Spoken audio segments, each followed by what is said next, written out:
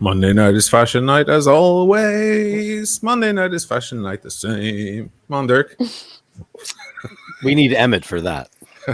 Chords. We're talking about fashion every Monday night, watches, and of course, style, couture. With me, I have my sartorial sluts, Dirk Kennedy and Michaela de Chatillon. How are you guys? Great, grand, good. You're wearing that tight fit shirt again, Dirk. I have a couple of them. It's a black one though this time. This one's like gunmetal gray. I like it. Nice. What's that material? It's like a really, I tried to explain to Sheen.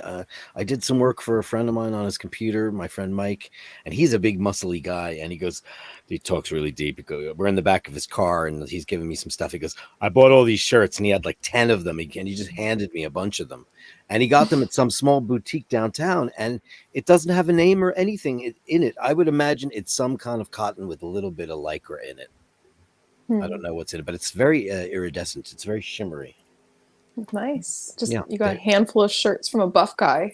Yeah, out of a van. Did you say out of a van? I don't remember. Because he's a master gardener like Easy and a bunch of guys on the show, and he's always so dirty, but he's a big guy. He's very muscly, and he's like, I got these great shirts. I was like, they're not going to fit on me at all. But everything that guy wears just is so stretchy on him because he's just all muscle. So anything he puts on his body just looks amazing because it's incredible. So he grabbed the body is the outfit. That's his body. Yeah. He could put on a white t-shirt and he'll look like Stanley Kowalski from Streetcar Named Desire. You know those guys, Andrew Tate and his brother Tristan or whatever his name is. Mm-hmm. They're super annoying, but whatever.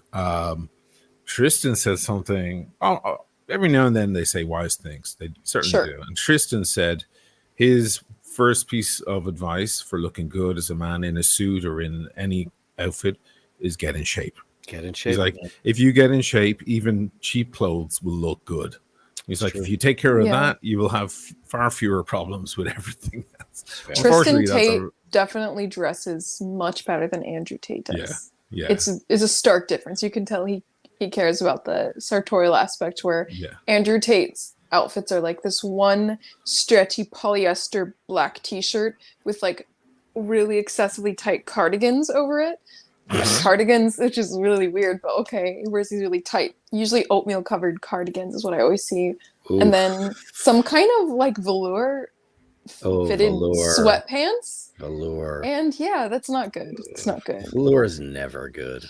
It's never a good idea. Tim writes in the room, member for 16 months. Let's start the best fashion show on YouTube. Well. James Hess is a member also for 16 months. Good evening from the UK Watch Community stream. Oh, yeah, they have their stream 1 hour earlier on a Monday.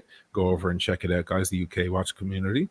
We'll advise our viewers about your activities. Have fun. I will join you soon. See you soon, James. Great to see you, James. Hi, yes. What have you got on the wrist, Dirkus Maximus? Rolex Milgauss. A little Milgauss action. Freshly stickered because I did a new one this morning. I do it about once every 2 weeks.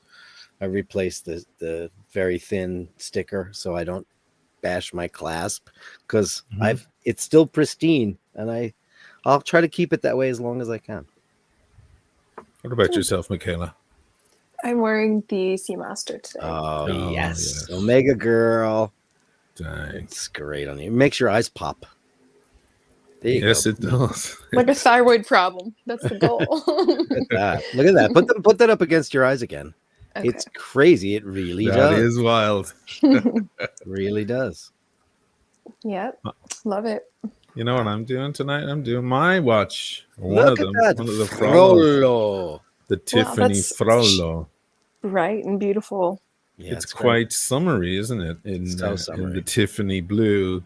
I meant to actually show the audience where they can pick one up if they're interested. I think there's a mosquito, very anxious, determined, aggressive mosquito coming after me. If you go to oceanamalichannel.com, you can pick up one of these watches. They come in vermilion red, also a regular blue, And of course, the Tiffany is here. There's the Tiffany. It's not officially Tiffany because we can't use that name, but Tiffany-esque. Tiffany-esque. You can call it Tiffany if you feel like it. We'll call it some sort of aqua blue, summer blue. It's almost a green nearly. Yeah. And that's where you can get them. You can get them on the bracelet, on the straps. There's a leather strap. There's a rubber strap. If you buy it on the bracelet, you get all three included. If you buy it just on one of the straps, you'll get the other strap included. Wow, so, that's a good deal. Yeah, it's a very good deal. It's a mechanical watch, fully mechanical, sapphire crystal, 300 meters water resistance. I also have the ashtrays if anybody's a smoker. These are handmade Macedonian walnut, 200-year-old walnut, one single piece. It takes a whole day to make one of these things. And we've got the wallets as well. Also handmade. These are made in Germany with Tuscan leather. So go over to oisinmichaela.com.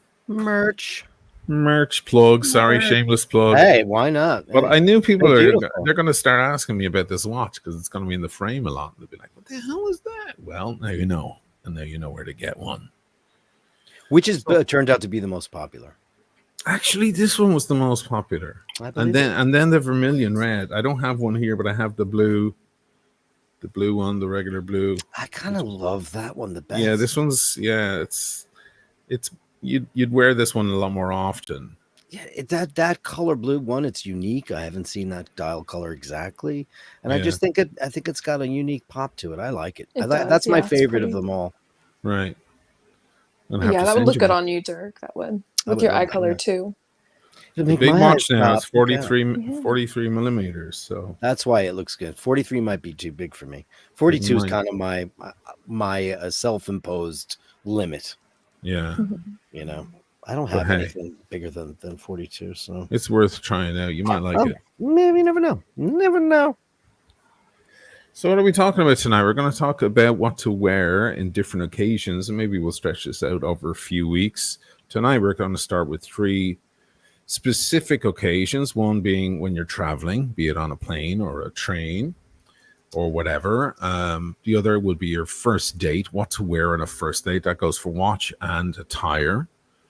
And lastly, just a casual, regular event, not a wedding, not a funeral, not something official that you know is pretty simple what you should be wearing, especially as a guy. But some kind of casual after work drinks with your coworkers or something like that, or some sort of simple casual event. So what should we start with? Should we start with the first date? Because I think that might be a lot of fun to talk about that one. Sure. Let's do it. So when you're not dating a stripper. Yeah, if you're going on a date with a stripper, that'll be slightly different. Then you could wear velour. Yeah. And go to Bada Bing. There you go. So what do you guys think? I mean, let's start with the attire. We can get onto the watch in a minute. If you're going on that first date, depending on where you're going, if you're going to a nice restaurant, maybe you want to stick on something a bit nicer. If you're having casual coffee or something like that, maybe you don't need to dress up as much. By the way, have you ever gone on a date where you're sitting next to the other person? It's fucking weird. That's pretty intimate for the first date. Yeah. That's like you're sharing each other's breath in that moment. I don't know. I don't think I've ever been on a date. Well, maybe. A friend of mine in New York who went on a date one time, and she insisted on sitting next to him. That's so weird. And he felt super weird and awkward. Yeah. I mean, maybe if you're gonna play a little bit of footsie or something. Yeah. Like you are on that date with that stripper. Maybe, but that's I guess if you're really no one's going on dates after. with. Can we leave dates with strippers out of the conversation? It's on his mind. It's on his mind. Because who would sit on dates with strippers? Like at a picnic bench and you're on the same side? What is that for? Are you watching television together on the date? That's so weird. Sit opposite one another. Conversation, eye contact, all the things to make sure somebody's not a sociopath or a serial killer. You know, the eyes are the windows of the soul. Judge every blink, every glance, judge every little flinch. Every time they're nervous, just judge them, scrutinize them so much. Just put them in a tiny little box. She's playing with her hair. You know what that means? You got to pick up on the body language, and that's a good way to do it. When you're right next to someone, you're just like, hi. I can see why that would be. You can't even be authentic because you're uncomfortable. I mean. So I'm assuming that most people meet nowadays online. I guess that's the high percentage of meetups is, you know, let's meet for coffee in a safe place, that kind of scenario. So, you know, there's going to be a big difference between meeting for cocktails or dinner. You know, in my day, it was let's meet for dinner. Now this new thing is like almost like an interview where you're going for a brief coffee, you know, out in the daylight, which is good because you get to see what people look by daylight. But it just seems so stiff to me. So I've seen a lot of people being a bartender for many years. I've witnessed a lot of first dates. Yeah. I've seen a couple of first dates that have resulted in marriage, which was really interesting. And I've seen some chemistry that is absolutely completely absent. And someone will go to the restroom and look at me and go, can you believe that girl? Can you believe that guy? Totally wrong, right? What do you think? Totally wrong? Totally right? And I would say absolutely wrong or absolutely right. You could just read people, you know, and I'm always staring at people being behind the stick. So I have to have eye contact. So these people, when they're up, they belly up to the bar, they're in that same situation as you just mentioned.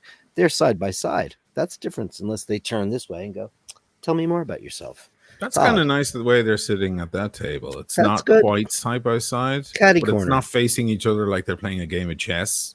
Mm-hmm. Do you know what I mean? Yeah. The chess. Yeah. It's a good. It's interesting. There's got to be a social science about that. Also, if you have a good side, a lot of us have a good side.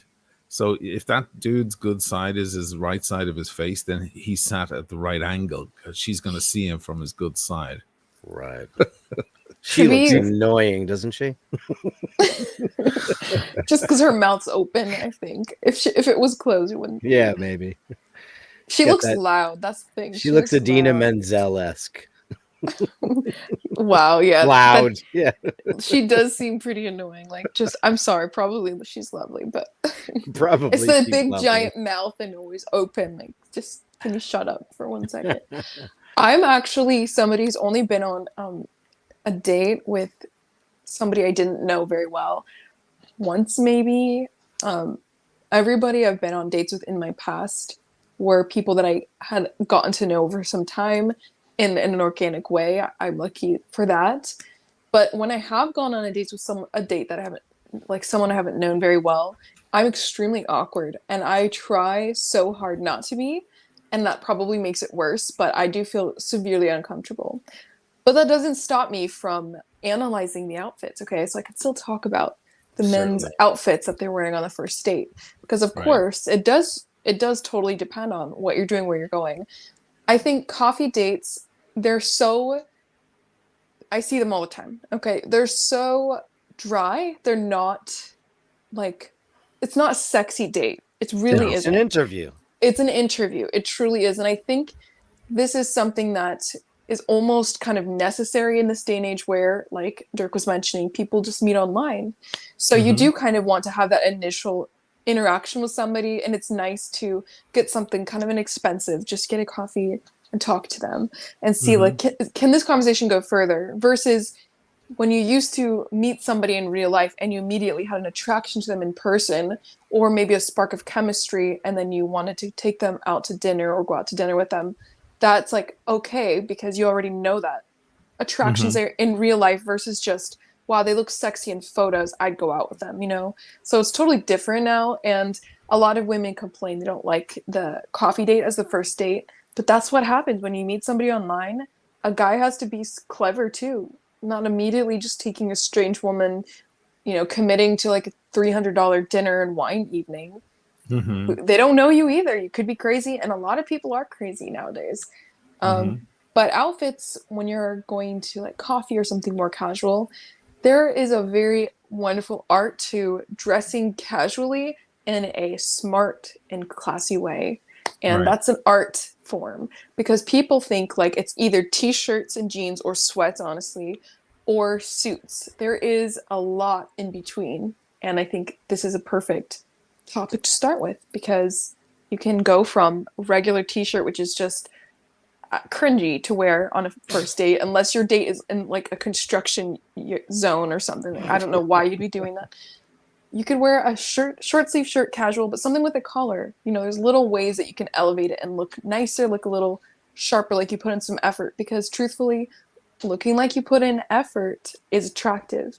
But if you're looking like you're trying too hard, if you meet up at the coffee shop and you're wearing a suit, it is way too much. It's just gross. So what we're seeing in the picture is perfect. This guy's wearing a sweater. Clearly it's autumn. They're both having hot coffee and some cake. And he's put on, he's got a white t-shirt underneath, but he's put on a nice colored sweater. He's presentable. He hasn't worn a rush t-shirt, to the first date. This kind of thing, nice fitted shirt, etc. It's a little sloppy for a first date. I mean, it looks to be linen to me, and linen to me should always be short sleeve. I don't really care for long sleeve linen, because linen is a summer wardrobe. It shouldn't be. It doesn't really translate. What about this guy with his nice shirt? This is the best so far. She's cute with her cute little crepe sleeveless dress, and him with his very nice, very well presented button down shirt, nice pattern. You can see he's got some lovely arms there. He's not showing off, because a lot of guys who spend a lot of time in the gym think that their muscles and their body are the first thing they want their date to see. So they'll wear something very tight and revealing, but mystery is still the sexiest thing in the whole wide world. So when you see somebody who's in really good shape, but you can tell underneath that blazer or underneath that button-up shirt that this guy keeps himself in really good shape. It's demure, shows you don't have a crazy ego, and that you're there to meet this girl. You're not really there to look in a mirror, which is a lot of mistakes guys make a lot. Would you say it's a good idea to cover up? I don't mean in a heavy way, but not to, even if you are really well built, to not reveal too much skin on the first date, even if your proudest point is your arms, your biceps, or your abs, or whatever. She'll find out if it works out. She'll find out. And I mean, for the girls, I would say as well, too, because that's pushing sexuality. Yeah, big boobs, push-up bras. We mostly have men in the audience. Sorry, ladies. I would say it's a good thing to cover as much skin as possible. Would you guys agree with that? 100%. Burqa, for sure. Burqa. 100%. Yeah. Both of you. You're right, actually, Oisin, though. Truthfully, if you're going to go out there with, say you're a very well-endowed lady and you're very proud of your bust line, that's wonderful. But, wear something demure, because he's going to notice not only, wow, I met this girl last night and she had this really pretty blouse on, but I could tell she's got a killer body under that. Or versus, I met this girl last night. She was nice and everything, but she dressed a little slutty. Even guys who, chase after girls with a large bosom, they're still good. First, you only have you have one time to make a first impression, right? You only have one chance to make a first impression. If you come off touting your sexuality, maybe she's not the one for me. Maybe I don't want to have dinner or the next date with her. I had a coffee with her. She dressed a little slutty. Not for me. Thanks. Yeah, just think about what's the goal of the date. Are you dating someone just so you can hook up with them? That's one thing. Then obviously people are going to lead with their sexuality, which is therefore pushing out their body, or the guy, with his muscles flexing constantly. But if you're actually interested in perhaps pursuing something long term, it is good to kind of just take it slow, and having your bosom out, as you were saying, is pretty quick. It doesn't mean you can't have any cleavage or something, but we all know the difference. There's the difference between a nice fitted top that shows the silhouette of your curves versus legitimately your boobs spilling out of your dress. It's totally different. It's totally different implications to what you're wearing, and what you're wearing does express something. And I think it's interesting because in this world we're celebrating, or not even celebrating, it's just we lean so casually, and everyone's so passionate about being comfortable now. And I understand that there's nothing wrong with being comfortable, but it's almost as though people don't realize you can dress comfortably, casually, and still look sharp you can have that. Absolutely.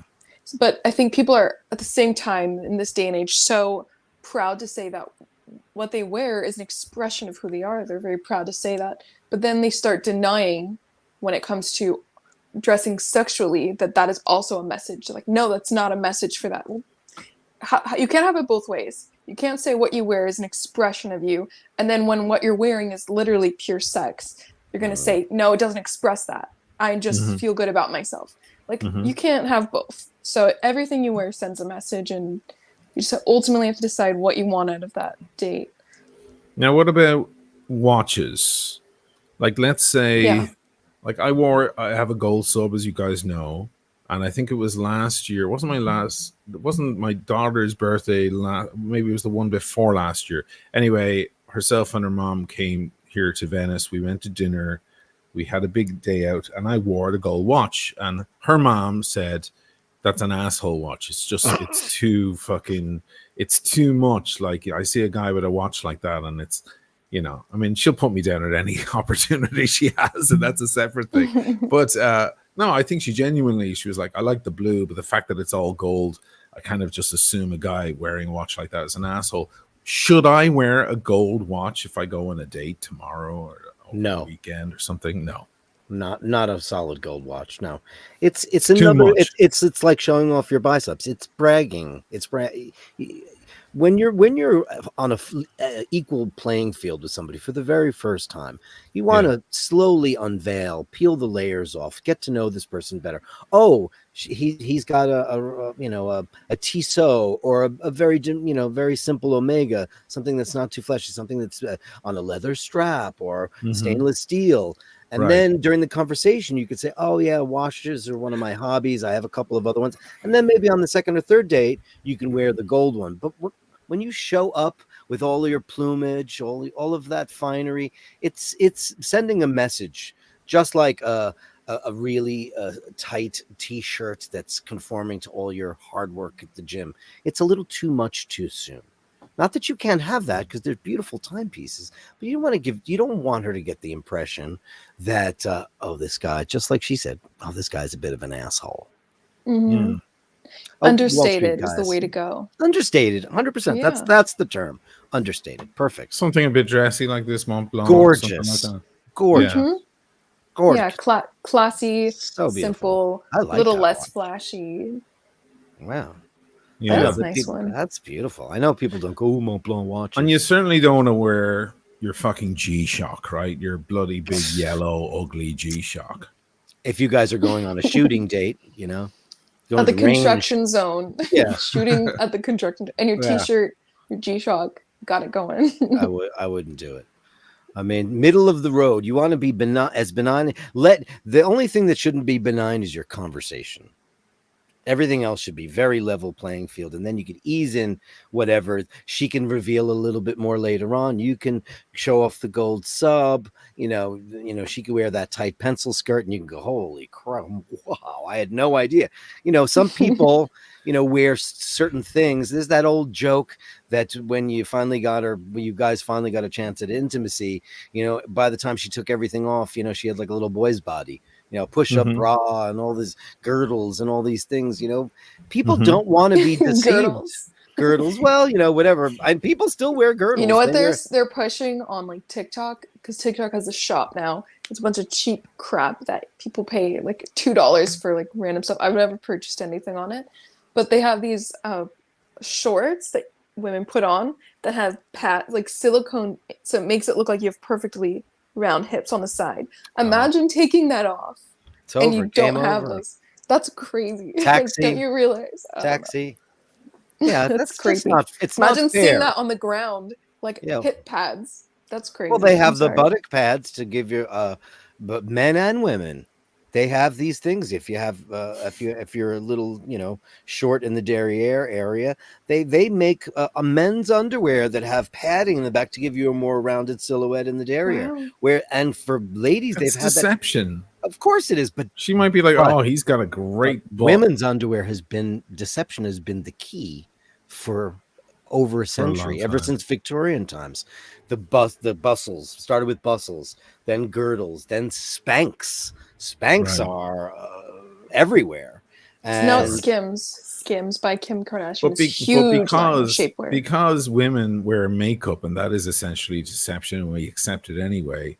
I feel like they get away with a lot of that stuff. I certainly wouldn't feel comfortable adding something, my pants or whatever. Like, I don't know. So don't wear that on the first date. Don't wear the girdles, the bustles. Don't wear what about the evening date? Because we kind of spoke about casual coffee date. By the way, I've been asked on 100 of those, and I always turn them down, because to me, it's like, life is short. If you think I'm hot, if you like me, if you're interested, can we just move on with this? Because, let's have some cocktails and see if we click, and then get on with it. I don't mean we have to go wham bam, thank you ma'am, immediately on the first date, but let's have a little fun. Coffee to me is stiff. It's like, so what do you do? And really boring. Balance and it's going to last an hour, maximum. There's only so much coffee you can consume without getting the fucking shakes. So what are you going to do? What kind of crazy life-changing conversation are you going to have?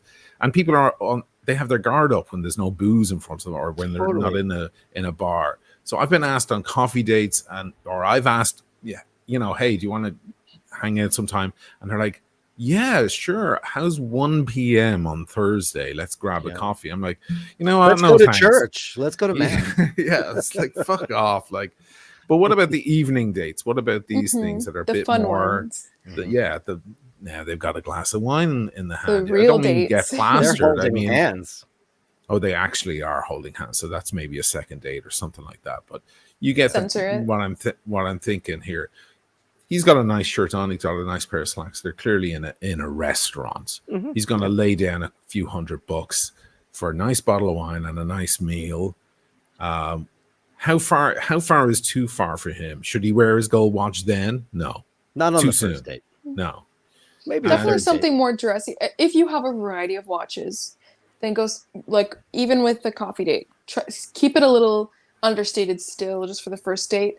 But if all you have is a really fancy pop watch, still wear it. Don't not wear a watch. Like, if that's the only one you have, you're one and done. You don't even have daily. Agreed. Wear that. Don't wear no watch. Keep it under the collar. Here's a great point. Don't wear no watch. Yeah. The watch elevates the man, right? Always.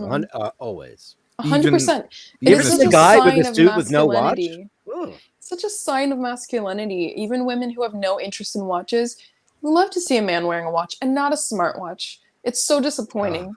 Unless it's contextual, of course. Sometimes you have a reason for wearing a smartwatch for whatever, you really have to check your email 24/7. I don't know, because you also have a phone. But whatever, it's none of my business. But most of the time, it's just wear a real watch. Women love that. It reminds us of an older time, like old-fashioned time, when men would casually, even the most poor men, would dress well and have their clothes tailored, even if they only had a few things. Like, it's just so masculine. It's good. Please. I feel like women who have no idea, don't even know a Rolex from anything else, they still appreciate the bling, the attractiveness of the watch at the end of the wrist.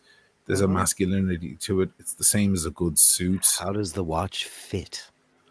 You wear a really big showy watch on a very puny wrist, or your watch is just, you see a guy with a big masculine hairy paw and he's got a tiny, tiny little 34 millimeter watch. You'd be thinking about, wow, that's awfully weird. Or he's got an ellipse on, which is, forgive me, a lady's watch. In my humble opinion, it's for ladies. Men should wear that watch. It's just, it's too delicate. It's too delicate. You could be a delicate guy, and that's lovely. It's a lovely trait to have. I mean, this looks very staged and all that. All the photos are staged, by the way. Earlier, you were saying, "Oh, she looks annoying." Whoever that was is an actress. She's told to laugh at it. Of course. I thought that was pretty self-evident. Look at the wine. You think that's real wine? No, I know. What color is that? What kind of wine? Looks like pure a shitty Lambrusco. Listen, there's a couple of things for the men. Listen, a couple of key things for your wardrobe when you're going to meet somebody on a date. Could be a man or woman, could be whatever it is. You should have a couple of things in your closet. You should have at least 3 classic polos. And I mean beautiful short sleeve, beautiful fabric, collared shirts that are neat and look great with a pair of trousers. And by trousers, I mean not jeans. They can be chinos, khakis, but you really would like to have maybe something that's somewhere in between a suit pant and a chino with a flat front that's attractive and a belt and a couple of 2 pairs of loafers. That's all you need in your closet for the dating thing. For nighttime, a couple of really very, very simple button down shirts made of high quality fabric, 100% cotton or cotton with a little bit of rayon or Bemberg or whatever it is, something that fits you correctly. With the slacks, with maybe a pair of Oxfords or a beautiful, we already have the loafers, and at least in your closet have at least 2 great blazers. And blazers, guys, can be bought separately. That is blazer that you found that's a nice check pattern or a houndstooth or a solid. But it can also, you can wear a jacket that's part of the suit because those look great too, depending on the color. If they're dark blue or navy or or black, they can look good. You want to you only have one chance to make a first impression. Just make sure that first impression is he's well appointed, he smells good. Make sure you're clean and showered. Choose a fragrance. Women love a man that smells good. They love a man. Everyone loves a man that smells good. And you know what? Even if you don't know what your scent is, ask a friend, ask a girlfriend, ask one of your friends that's a woman, what do you think would smell good on me? Get a couple of tips. And then when you sit down at that table and you shake her hand and say, nice to meet you, she's like, wow, he's got a great tan. He's got a pale pink shirt on with a navy blue blazer. That combination is fireworks. Pale white dress shirt with a white or pink with a navy blue blazer and a beautiful pair of slacks, maybe a oxblood pair of, they could be inexpensive. They go to Kohl's, they're $150. Go to Cole Haan and you can get a beautiful pair of loafers for less than $200. You don't have to go Ferragamo or Todd's or any of the higher companies, designers. Get those and have those in your closet, and you could mix and match those, and you'll be ready to go for the next date. Then you could wear the dark blue shirt with the check jacket. Never mix and match patterns, guys. Also, don't ever do that. Just as a couple of things, and just make sure you smell good, and also, it doesn't hurt to put a little bit of product in your hair, guys. Remember, tailoring works with your hair too. Don't go there with the weird science haircut or any of that crazy science. Yeah, and also if you're gonna have facial hair, and I know I'm guilty of this too, just make sure it's trim and neat and it's not all over the place like you're from Williamsburg. You just rolled out of bed. Just please, right? It's nothing worse. You look like a plant that's been neglected in the fucking corner. That's a great horrific. Idea. Yeah, you need to be let's move on to travel. Now, this is an interesting one because when I travel, I try, if I'm in the position, to get the upgrade, to make sure I'm up front if possible. Certainly on the trains here in Italy, it's not that much more to sit up front, away from the masses, which is where I'm happy. And of course, on a plane, maybe not all of us are in the position to get first class or business class, but if it's available or there's some sort of little lottery to get that upgrade, I think it's a good idea. But when I travel, I always get dressed up. Maybe I'm old-fashioned about it, but I like to get dressed up for travel. It's a weird thing. A lot of people, I've noticed, Americans dress down for travel. They bring all their good stuff to wear when they get to the hotel. They're going to have a shower, they're going to get dressed up and then come downstairs for dinner or whatever. But while they're in travel mode, their sweats, they're just the most comfortable baggy shit possible, and no makeup, no nothing on the girls, etc., etc. And it's just, it's like they're in survival mode. Scrunchies. Right. There was a couple of years ago, a well-known girl in the watch world came to see me here in Venice, and she came through in the airport looking the worst I've ever seen her because she was in that travel mode. And I was thinking, this is odd because I've only ever seen her on the screen. And then she's finally walking in. Doesn't she want to make a good impression? That it was kind of odd to me. But then I remembered a lot of Americans think that way. They're like, well, let me get my fucking lipstick on later. For now, I'm in an airport, which means I'm in survival mode. Weirdly, when I'm going to an airport, I want to look as fucking chic as possible. I don't know what it is. I just want to look like the photograph for Canali or whatever walking through the airport. Life's short. Why not be beautiful? Why not? I mean, I know I'm going to be sitting in these slacks for hours on the plane. There's comfortable slacks. There. Exactly. Listen. Growing up in an airline family, you guys all know my story. You know, but I had to dress up because I was representing my dad's company, so I would more than likely wind up in one of the better classes, and always had to dress the part. It was part of the bylaws. But then back in the day when people traveled, it was different. It was a more elegant affair. So in some instances, I understand why people don't want to wear a suit or wear something that's constrictive, because your flight might be delayed, or you might be stuck in the airport, or you might miss your connection. That happened back in the day too. And also airplanes went a lot slower and they didn't go as far. So more than likely you were either switching planes and all those things. It's all about self-respect. Now, you can have the best personality in the world and look like a dirtbag, and you might get by for about 5 minutes. But when you go up to a counter at an airport and you look like a degenerate and you are completely slovenly, you are not going to, even if you have the points or the access, they're going to deny you. They're not going to put you up front. I have had so many instances where I've seen people wearing flip-flops, which should be completely forbidden on an airline. Any kind of open footwear. If a woman's wearing a beautiful shoe, a sandal shoe with a heel, that's one thing. But these horrific guys wearing these Old Navy flip-flops with velour shorts or velour gym attire with a Gold's t-shirt or cutoffs. People wear cutoffs.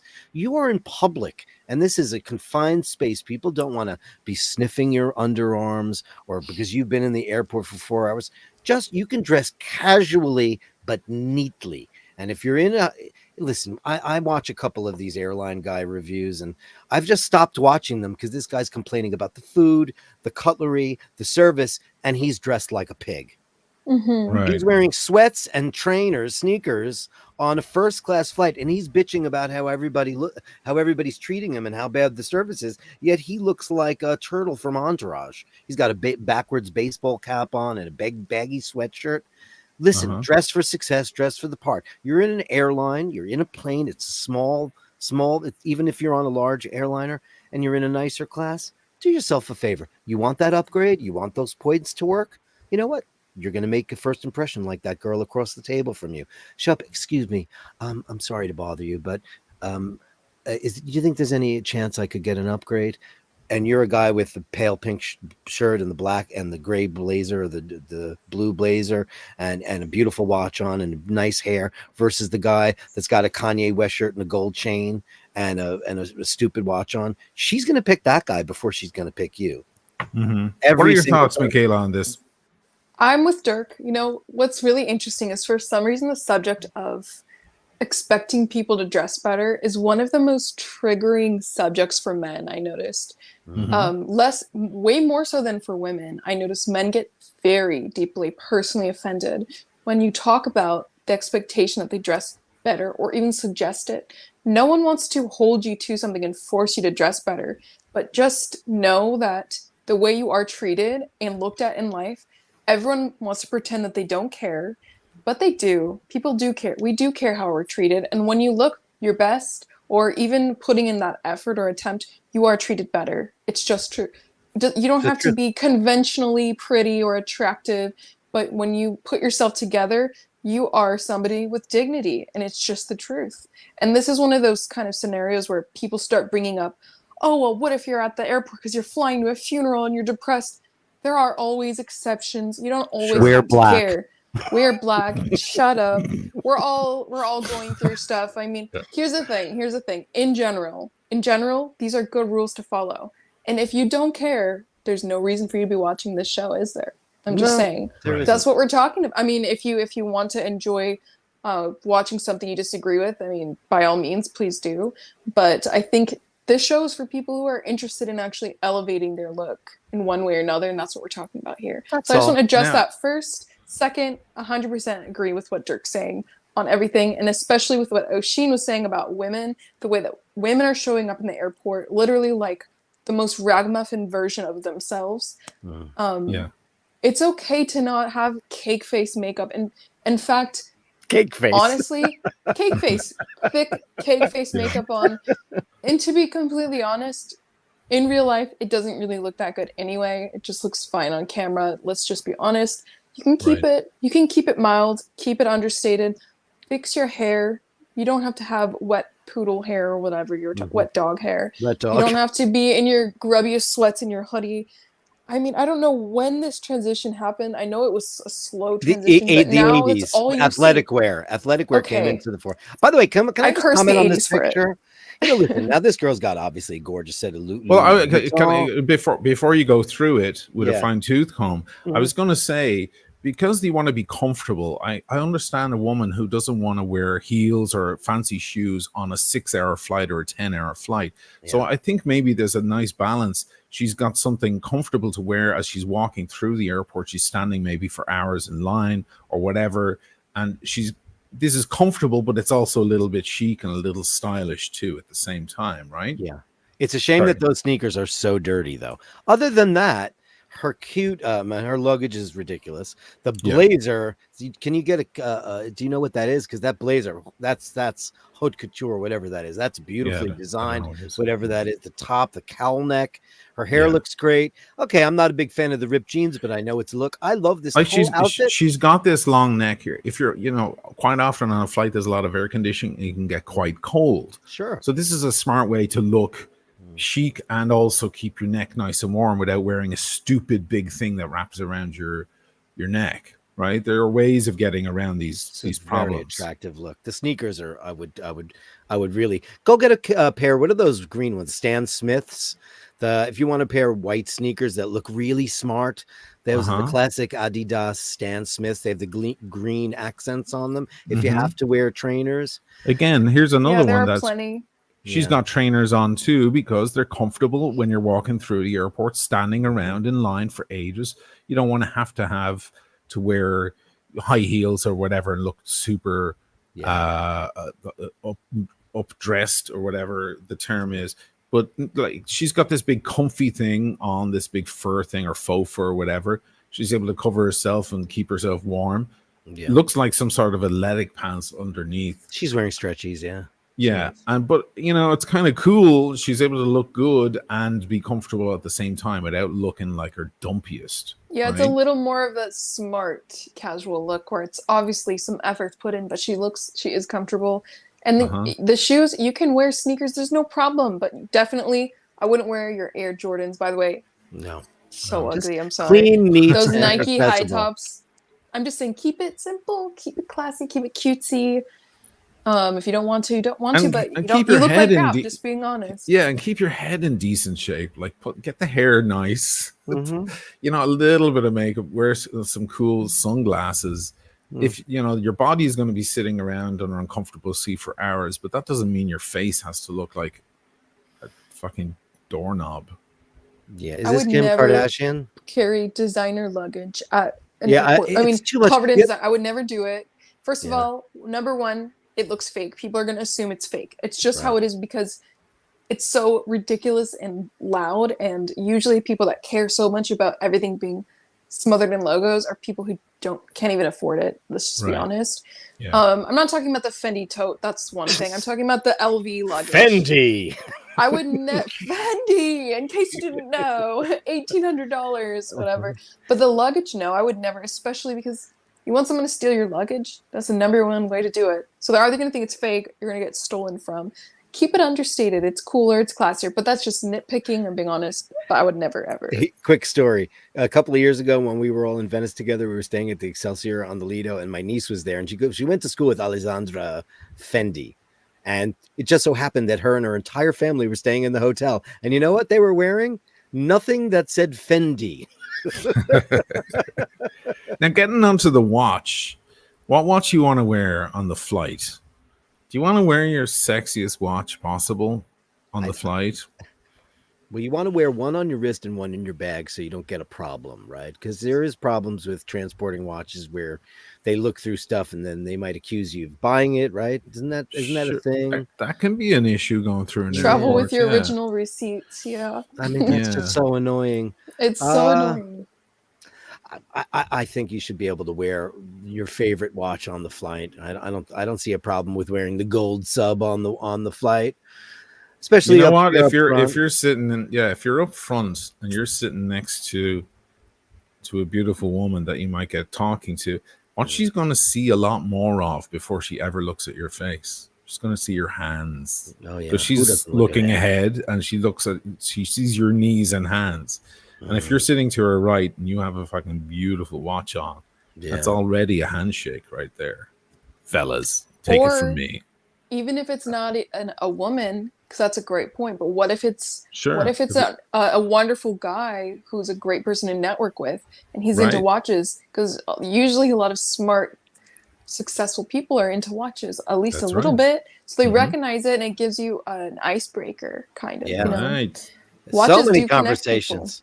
Is that a 1675? Hey, yeah, it is. You into watches? Yeah. Mm-hmm. And then boom, really cool. That could be a great first date on an airplane. And you're not wearing flip flops. As Michaela says, you might get to know a dude he likes his watches too, and it's a conversation starter. And it's like, oh, you have the new Audemars Piguet Royal Oak, very good. I love it. I have a couple of those myself. I used to be really into those things. Blah blah blah, and then you have a conversation going. Can I pull up a link real quick? I just want to show this to the guys because sure. I found this when I was starting out we were starting out the show. Look at these Oxblood loafers from Cole Haan for $158. They have a rubber sole. They're vulcanized. They're Oxblood. They look super comfortable. They're super dressy. And look, this guy's wearing it with socks and no trousers, but he's got a beautiful 3.25 length coat. This is a great deal to have in your closet. A pair of Cole Haans. Look at that Oxblood shine. That's fantastic. And they come in so many different colors. You can get them in black, Oxblood. I don't like the white ones, are gross. Those are pretty ugly too. But the deep dark chocolate is nice too. Look at these beautiful, just $158. Doesn't kill anybody to have that in your collection. Wow. You know, it's a great thing. And I'm going to pick up a pair of those because you know what? I need a new pair of loafers because my old loafers, I've had them taken to the shoemaker. Maybe they have one or two more times, and then that's the end of them. Yeah, take care of your shoes, boys, because you know what? I have shoes that Tom Ford designed. I bought them 20 years ago when he designed for Gucci, and they both look mint because I take care of my shoes. They'll last you a lifetime, and you don't have to keep going shopping. It's so much easier for men, guys. Beautiful couple of pairs of slacks, couple of nice dress shirts, couple of really good. Don't go to Amazon Basics and buy black polo shirts or Target or whatever your big box store is in your country. Go and buy a beautiful Ralph Lauren, one or two of those. They're $78, $80, and have those in your closet. Crisp, fresh, white. Impress a girl every time or a guy, whatever your date preferences are. And it's so much easier for men. Girls have a slightly different thing, and Michaela, of course, can be the guys are animals, and we generally like to see stuff in a certainly different way. But when you meet a girl that's dressed demurely and pretty like she dresses every time I've ever seen her, I've never seen her with overt sexuality. It's just lovely. And guys want to meet a lovely girl. Lovely. Moving on to events. So some like a casual event. We're not talking a wedding. We're not talking a funeral. We're not talking something really stiff or accepting an award or a black tie event or whatever. We're talking about something simple, drinks on a Friday with the co-workers, or someone at work is having a birthday drink thing and you've got to go along, show your face, be smiley and happy and say hello. But you want to look good. You want to look sharp and decent. What are your thoughts, guys? You don't wear a tie, right? You don't want to get stiff. Yeah. Do you wear a jacket, a blazer, or a jacket like these fellas have on here? Yeah, I like them all. I like all these looks. Text your boys beforehand. Say, are you wearing ties or not? Yeah, if you're the only one wearing a tie, it's a bit too formal. It's too formal. That's for a wedding or for the corporate event, or or an anniversary dinner. Ties have become something, and I love ties. I have a great collection of ties, and I enjoy wearing ties, but it has become not part of the fashion zeitgeist these days, even if you're going to something even more formal. What these guys are wearing, that last shot you had, it's a terrific assortment of what fellas are looking now when they're dressing up for an event, and it's great. Ties are for something very formal. That's very formal now, pretty much. It's true. That's true. I think it's what you were mentioning about blazers. It's like, pick a few odd jackets to have in your wardrobe. Yeah. You can switch them out Some nice shirts that are comfortable, dress shirts that you can button up. You don't have to wear a jacket with it if it's a casual meetup, but you do want to look smart. It's really simple. I'm gonna go again and say collared polos, collared shirts. Because even if it's more comfortable, it's more laid back, add a collar to it, it's elevated. It's just, and it's one of those things that gives you that masculine structure too. So if you want to look sharp, that's a good way to go. Sure. Collared polos. Yeah, well, they should all be collared. A polo shirt is a collared shirt. Now these guys, look at this collection right here. That looks like a Charles Stewart shirt. That's beautiful. I love houndstooth. I love checks. If you have, all you really need is 2-3 blazers, and they don't have to be expensive. That's a beautiful pair of loafers over there in suede, and a very, very nice pair of white linen pants. This guy's ready for late summer, early fall, for a date on a veranda or outside. Just for my novices in the crowd, there's a collared polo, classic Ralph Lauren polo shirt. It even has a polo. It's about $80, right? $90. Yeah, about $80. Yeah. And they'll last you for eternity. Yeah, and depending on the fit of them, you don't always have to tuck them in. You can wear them out. If it's long, you don't want to look like you're wearing a dress or tunic or something over it. So obviously, try something on before you buy it. And you could wear a blazer on top of that, and it looks terrific. It looks absolutely terrific. And you'll have more opportunity to show off that timepiece because you won't be wearing long shirt sleeves. And these what timepiece do you wear? What do you wear along to that thing? You don't want to be the big swinging dick with the gold watch or the AP. No. Leather strap or something very simple, like a nice chronograph. It doesn't have to be something crazy. This is this is first steps. This guy's in great shape. It looks great on his arms. That watch looks perfect. Yeah, it's got a nice leather strap. I mean, that's some stupid fashion watch thing for a prop, but that could easily be a nice Tudor. It could be a Tudor, exactly. It could, Black Bay, boom. Yeah, fantastic. Yeah. Obviously, if you know some people that are meeting you there are huge watch people, then that's one of the great opportunities where you can pull out one of your big guns. But unless you know that, it's probably best to keep it a little more subtle. But yeah, I agree, 100%. And if she doesn't know what Richard Mille is and you wear one, she's probably going to think you're wearing a G-Shock. Yeah, that's the thing about G-Shock, isn't it? It could be mistaken for a toy. Yeah. You really need to know what you're looking at. Yeah. I mean, the classic, crisp white shirt with a nice colored blazer. Listen, guys, don't wear crazy colors. Don't wear maroon. Don't wear anything purple. It's not a look. Start off easy. If you have a penchant for color, you can add a splash of color with your pocket square. Leave Barney out of it. About that. Yeah. Leave Barney out of it. We're not going to get Barney involved. This is not his time. These guys, to me, just look like total office bores. Yeah. And if a guy showed up on a date and I saw him, I'd be like, he just left the office. This guy didn't tuck in. He's got a blazer on, but he didn't tuck in the shirt. I don't like that look. That's not going to work there. No. Looks a little just says he's probably not even wearing a belt. And always wear a belt, gentlemen. It says you've got to wear a belt. Yeah. Have 2-3 nice belts, and they don't. This have guy's to be doing expensive. it right there. Yeah. It's a simple leather belt like that. Yeah. That's it. Black and brown. Have a couple of belts. Black and brown. All you need is 2. 1 black, 1 brown. That's it, and you're done. That's all. What about this guy? He's looking handsome. Do you like him, Dirk? He's a handsome guy. He's got a real haircut with a real part. I mean, I can't see the whole outfit, but it looks to me like, I don't know if in the sunlight like that, I would wear a black blazer. I think you should wear something a little bit more festive. Something. Yeah, if it's a garden party or something, some sort of golf thing. That's yeah.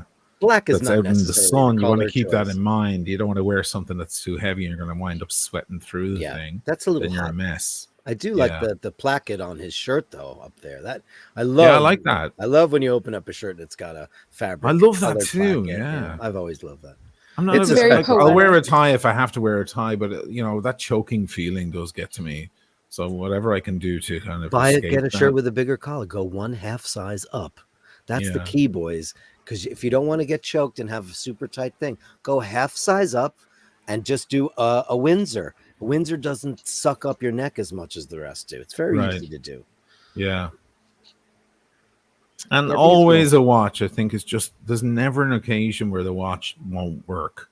Yeah. Always some sort of watch, right? Yeah, she might be into watches. You know, and also if you, another thing is, I hate to say this because I'm just not a fan. Gentlemen, if you're into jewelry, and we've discussed this before, and we've ruined Michaela's opinion on rings on men. No, you know, she's changed ours. That's not what I'm going to say. Guys, if you are a guy that wears an earring, take it out for your first date.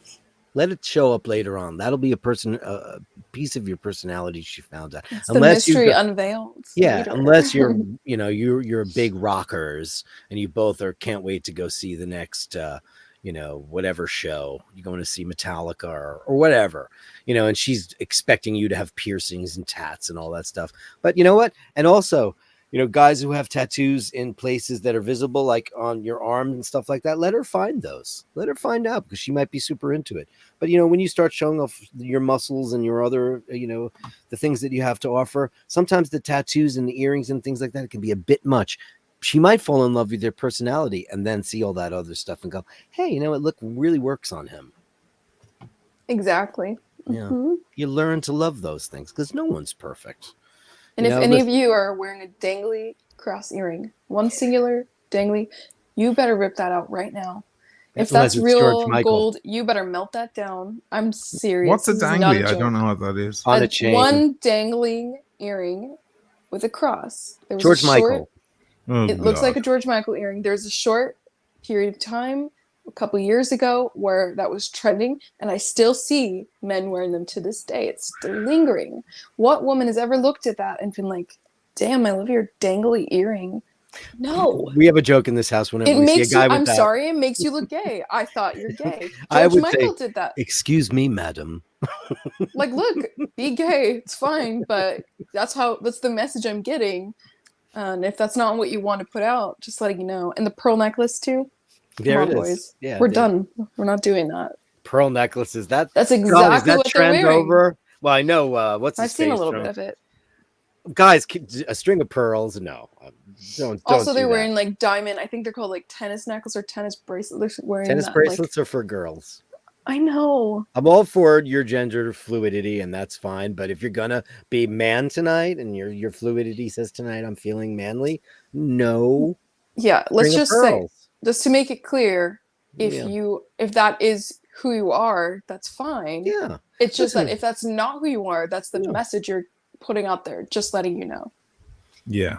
Which might be awful. Which might be kind of ruining your chances of, you know, getting with a woman. It's just true. Just letting you know. And if she's an atheist, she'll definitely be turned off.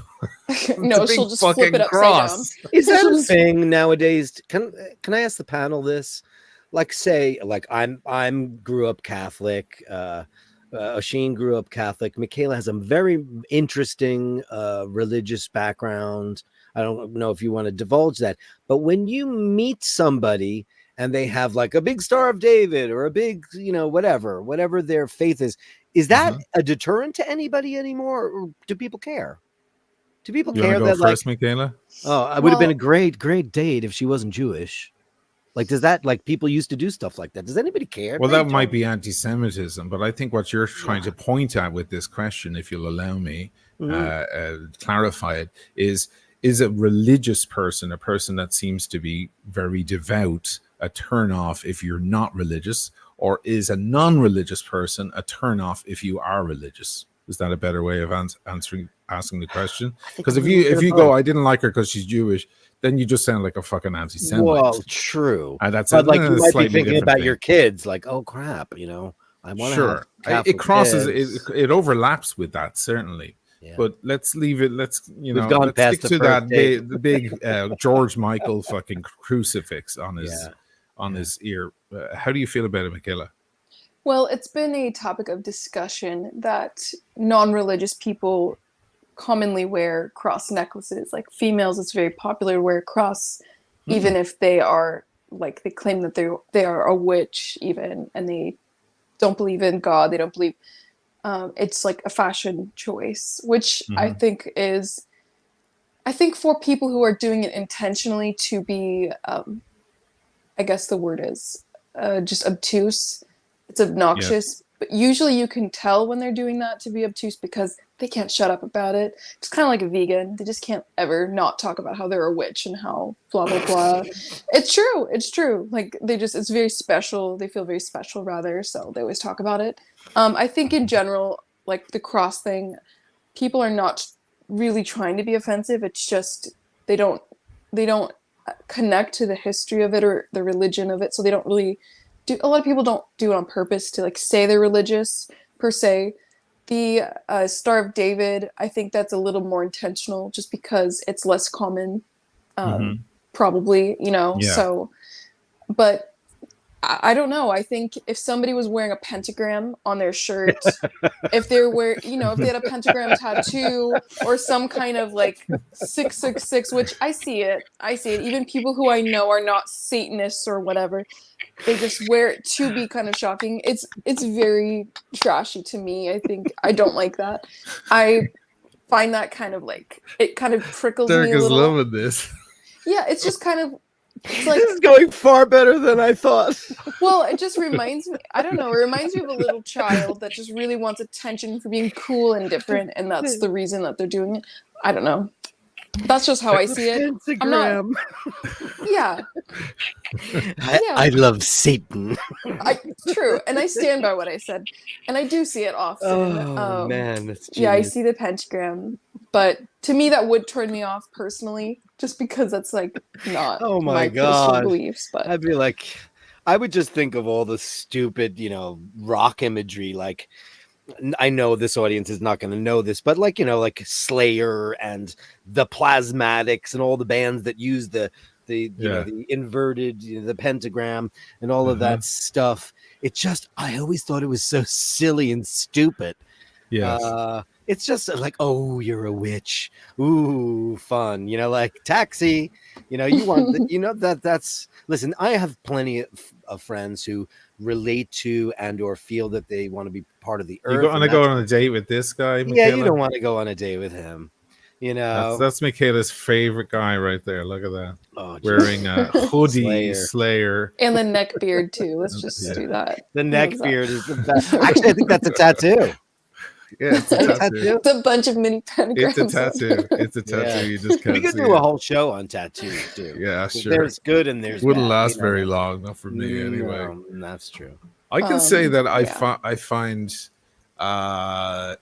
I'd just be wary, because if she came along on a date with a big cross, you know, there's one thing, like, where was the one? Okay, this is a real simple little cross. That's just decorative. Yeah. Well, if I went on a date and she had that on, that looks like she kneels on pencils whenever she curses and so on. You know, some people are into that. She asks for God's forgiveness, and you know, when what is that word for the people that self-harm themselves in Catholicism? What's that word? I know what you're talking about. Yeah. They're flogging themselves. Yeah, the flogging thing. What is that called? Forgive me, panel. I can't remember it. There's a name, a term it's on the tip of my tongue. That you know, they self-harm themselves for sin. Okay. So what do you guys? I just feel like that the religion might eventually become a problem. Do you know what I mean? Sure. It also might be a good thing, because it might communicate to you that's what they're about, and if that's not of interest to you, it's actually probably a great thing. It's a good signal. Nathaniel, $5, thanks so much for the super chat. In my milieu, I had better get it on the table that I'm a Catholic up front. I think that's true of anything that's really important. Yeah, I mean, if you know, I've dated people of different kind of persuasions and political. I think political can be even a bigger obstacle sometimes.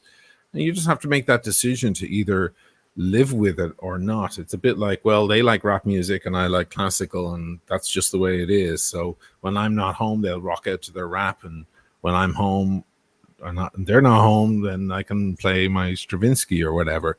But if it becomes an issue, as in like the eyes of God are watching you and all of this wintry hardliner Christ like staring down your blouse all day fucking long, that might get annoying. You know what I mean?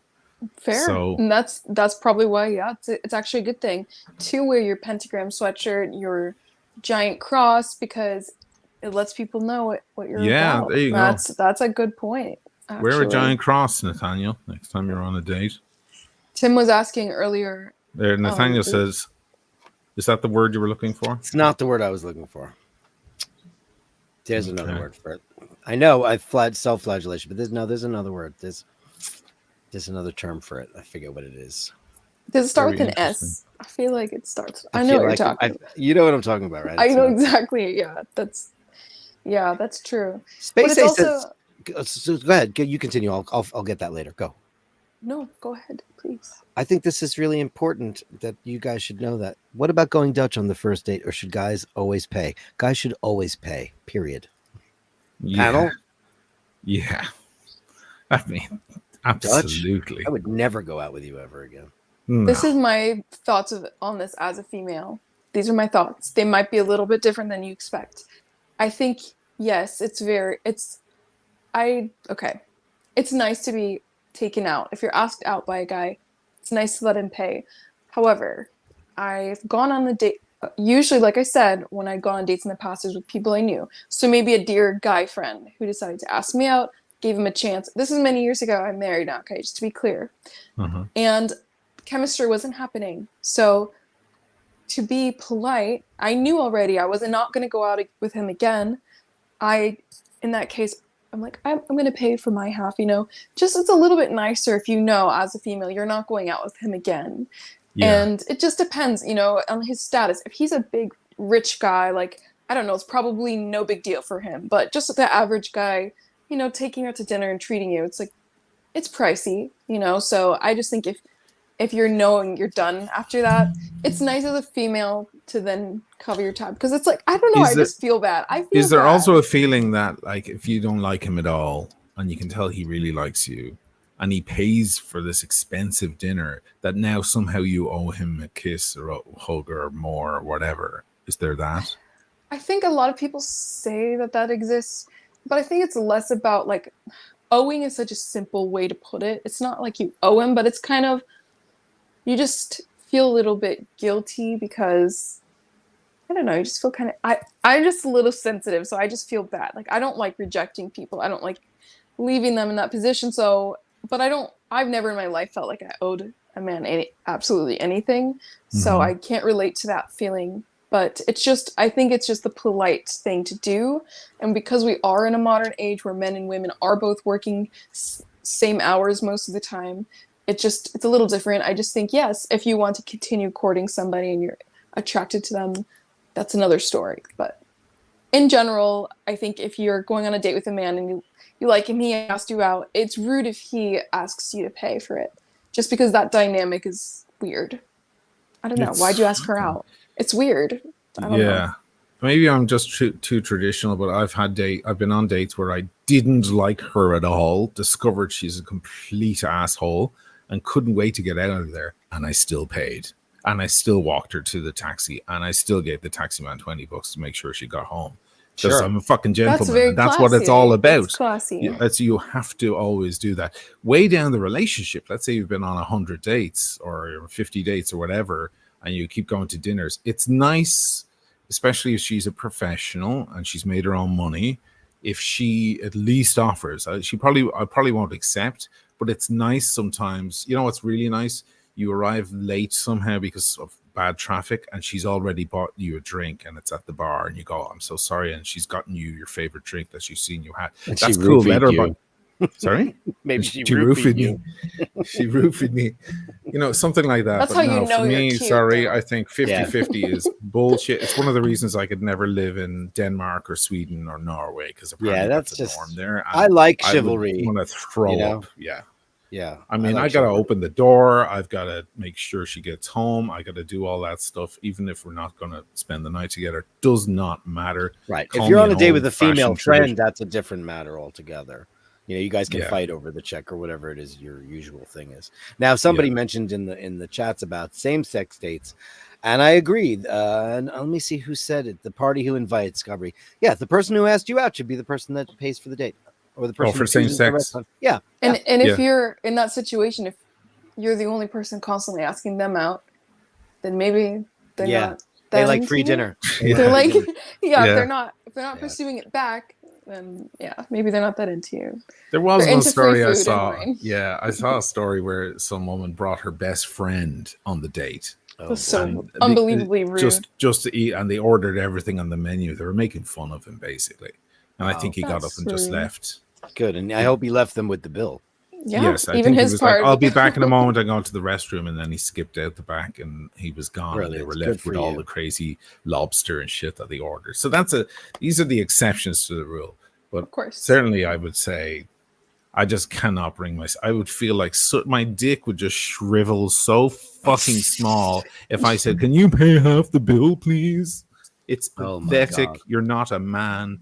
Men smoke cigars, they don't eat ice cream, and they pay for the fucking meal. These are my rules. Yeah, I agree. We have a bourbon or a whiskey. We don't lick on an ice cream. We pay the bill. We open the door. These are the things we do. Right. And if women like that stuff, right? Most women do. Some are so bitter that stuff triggers them. They need to deal with their own psychosis. Yeah, if you have that from everyone, you're feminism not ready to so date. far up your own, Yeah. You need to deal with that on your own with a ridiculous. professional, and then go back in the dating world. You're not ready, okay?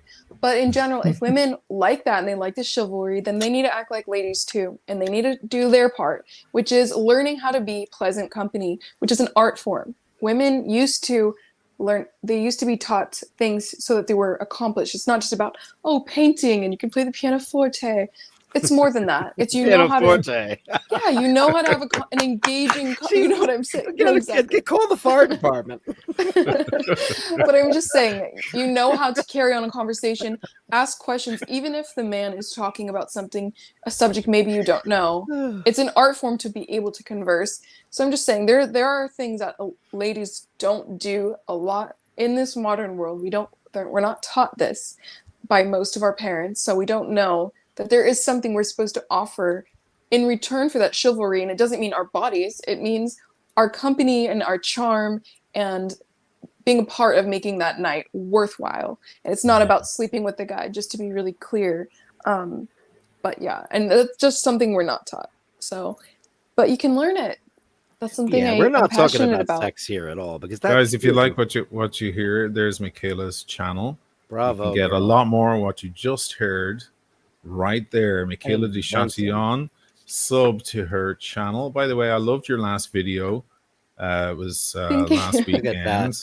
You were on a little picnic, and you had a stunning Breguet watch on. Where was it? Here it is. This absolute dream of a watch. That was a really good episode. We didn't get to talk about it yet. Look at the Roman numerals. Look at the guilloche. It's not even believable. I love the date has nothing instead of a zero. It's just nothing on the left, which is it was really nice. Some nice cinematography. Oh, look at that Monet. Wow. Yeah, it's very lilies, isn't it? Look at that. Yeah. Wow. I haven't seen this episode yet. I'm going to watch it right after this show. Look at that. It's short and sweet. It's an easy. Was this coffee better than the last time? At least you got it in a cup. Yeah. Oh, they poured it. I watched them, and I don't like to pressure people working. I don't like to watch them and you're making my coffee right. I'm not like that. It's simple espresso. I keep it simple. I just so happened to be looking, and she poured the espresso into a paper cup, but remembered that I asked it in a real cup, and then she poured it into there, which kind of ruins it a little bit. But yeah, I was still very happy to have it in a real glass. So it was look at that shirt you have on. It's beautiful with the watch. Outrageous. That's one of those gorgeous satinated. Is that a combination of silk satin and cotton? Good question. Not 100% sure, but it was bordering on with those glasses. Those are Persol as well. I usually like to wear Persol they have a burnt orange brown frame and blue lens. So with the satin shirt, I was feeling kind of almost tacky, a little 70s vibe. But then I was talking about how if you're confident when you're wearing something that's a little bit bold or loud, then it can work. But you have to have that confidence. Yeah. You have to not let it wear you, which is something you got to learn if you're shy. Oh, thank you, Carolyn. You have that shirt in blue too. That same style blouse. That other one is a Haas and Curtis shirt. This is a different brand, but it does remind me of that too. Beautiful. Thank you. Thanks. Carolyn Martin, there is no contest tonight. Michaela rules. Thank you, Carolyn, for oh my goodness, all thank the fire you. brigade. Absolutely. So so guys, sweet, get over thanks. and watch this episode. It's a really cool episode. The watch is breathtaking. The woman is even more so breathtaking. Yeah. You're too kind. Get over there, guys. And for anybody who's interested in the other side of the screen, we have Dirk as Maximus, of course. What was your last one, man? It was Sunday Mass. Yeah, Sunday Mass. Yeah. How did it go? Was it fun? It was a really good show. Everybody was. You really introduced a new segment. I have a new segment where viewers write me letters for a little bit of like bartender advice. Yeah. This is the gallery of Ashers, where people get to send in the photos of their watches, and there's a bit of commentary, and their cats, of course. Anything that makes you feel good. I've got a lot of Chris Ward fans. That's of course from the incomparable Mr. Fergal McDermott. He's the guy with the biggest Chris Ward collection. I am really starting to fall in love with their dials, man. Beautiful, beautiful watches. Yeah, dude. They're beautiful, and that Trident secondhand, it's killer. You should watch my latest video that I put out there during the week. There's a Chris Ward in there too. You might dig it, and I get really, really close up to the dial, so you can see the kind of detail. That's the one that has the kind of like almost like a burlap, silvery white burlap kind of overlap. I watched it. That dial was outrageous. Yeah, it's a blue dial. Blue dial, nice. Gorgeous. Yeah. Really their nice. Dials. Wow, great attention. And then what are in those Salida movements? What are they using there? In the Chris Ward SW200, Salida. Okay. Yeah. All right. Yeah, rock solid, Workhorse from Switzerland. Let's see these watches again, Dirk. Let's see the Milgauss. Well, because we can't see the green, the black actually suits the shirt. There you go. Actually matches the shirt, so that works. You just can't see my green sapphire crystal. I'm doing a Frollo. This is kind of my watch, really. It's available on my website, oisinmalley.com. This is the Tiffany blue one. There is a regular blue one and a vermilion red. I don't have the vermilion red, but you can see it over on oisinmalley.com. Go check it out. Solid watch. An absolute tank. Unbreakable. That was the whole point. It's for the Gondolieri. Yes, 300 meters. Yeah, so it's a tank. Wow. Yeah, and nice and simple. Get some gashes. I don't have in any it. watches that could beat it up yourself. Get some gashes, some scratches. Give it some character yourself. That's why we kept it nice and simple. Good summer watch as well. Let's see that watch, Michaela. Yes. You know what? I love that. As much as I love the dial that it matches her eyes, when she turns her wrist and we see that lovely Seamaster. I know. I love that bracelet. I do too. People it's hate very, it. very comfortable, very light. It's creamy. When you're wearing your watch all day and it's hot and you kind of, it's not that you swell that much, but it kind of happens. You start feeling towards the end of the day, it's a little tight. You notice it more, just like a ring, This watch doesn't do that, I notice. It's just it fits so flexibly on. Oh, it's just, it's perfect fit. Yeah. Thank you. People complain that it doesn't taper, but it doesn't need to. Not all bracelets have to taper. Everybody's just judging it on the Oyster, because that's just it's just right. Whatever. I love it. It looks great on YouTube. Thank you. That's our show, guys. Thanks, people. Sartorial Slots. Thanks very much. It was a great show. I had a great time. It was good fun. A lot of fun. Thanks for the super chats, everybody. Thanks for the company. We'll see you all at the same time, same place next week.